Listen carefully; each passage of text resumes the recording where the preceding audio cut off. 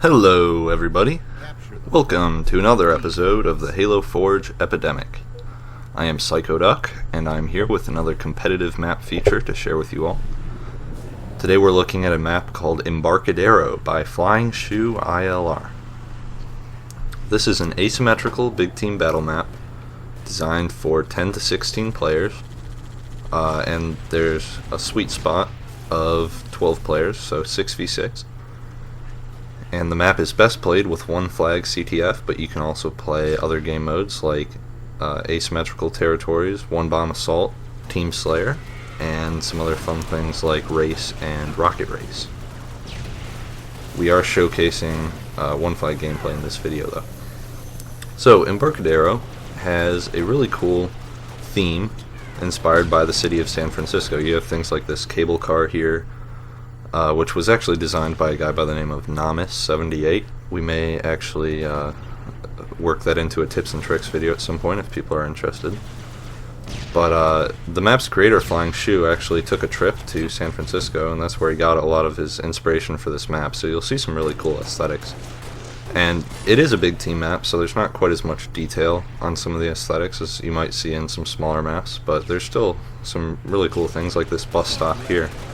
And what it does is it makes for some really cool callouts. So when you're playing objective games, which is primarily what you'll be doing on here, you can use callouts like they're taking the flag down the or down past the bus stop, for example, and then if your team knows the map, you'll be able to work together better and use teamwork and callouts to get your flag back.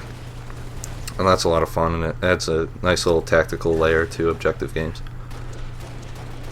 So we are showcasing Nak3d Eli's gameplay again, and you'll see he'll get some cool clips here throughout the video.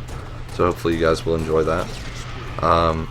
And what he's doing right now is kind of defending the base, the defender's base, for flag. So there's a couple ways into the base. There's a silent grav lift, there's several doors, and then just it's pretty open, but it's not too open, and the flag spawns in this little room off to our left here. And flag's just a lot of fun. The attackers actually spawn down here in this little general store, and the attackers get a warthog and a sniper rifle, and the defenders do not. They get a focus rifle and they get a ghost and a mongoose, which the attackers also have a ghost and mongoose. So since it's kind of a very asymmetrical map, and the attackers are kind of fighting uphill, they have these extra assets to help balance it out. And it is very well balanced, and it's got a really nice asymmetrical layout.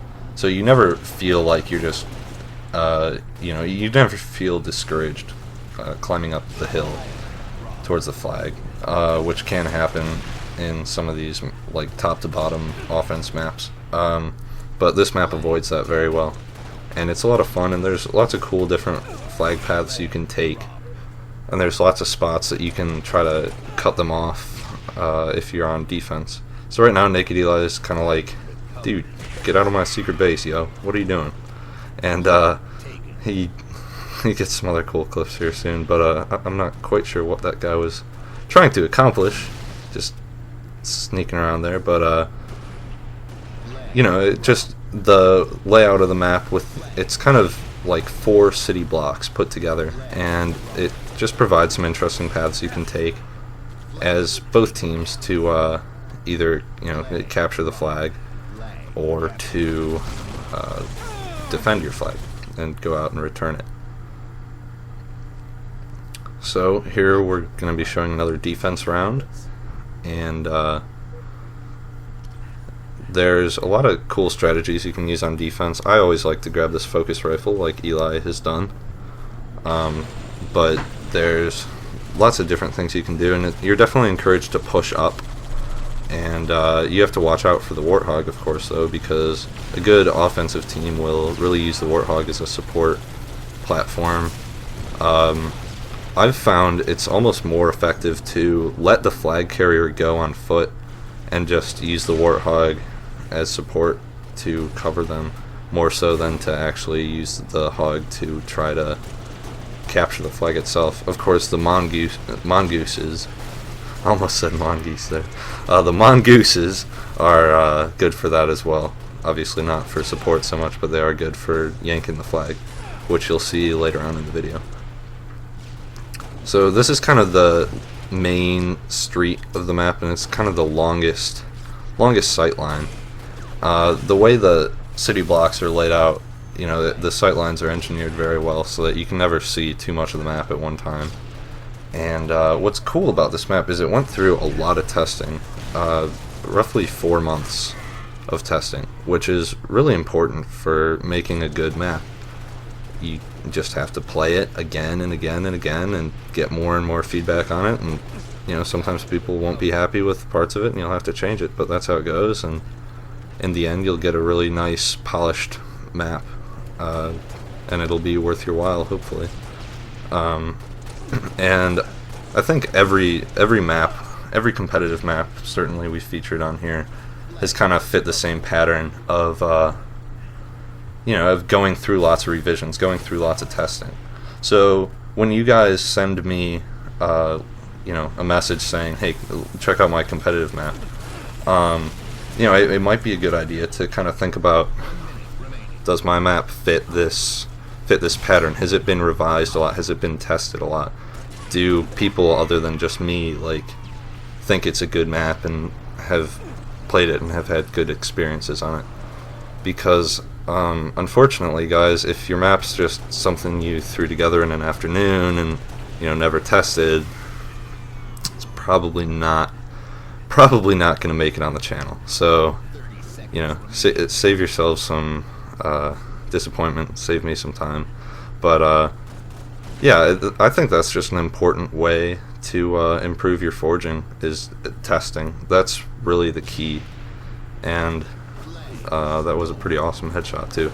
But yeah, so anyways, enough about that. Back to Embarcadero specifically.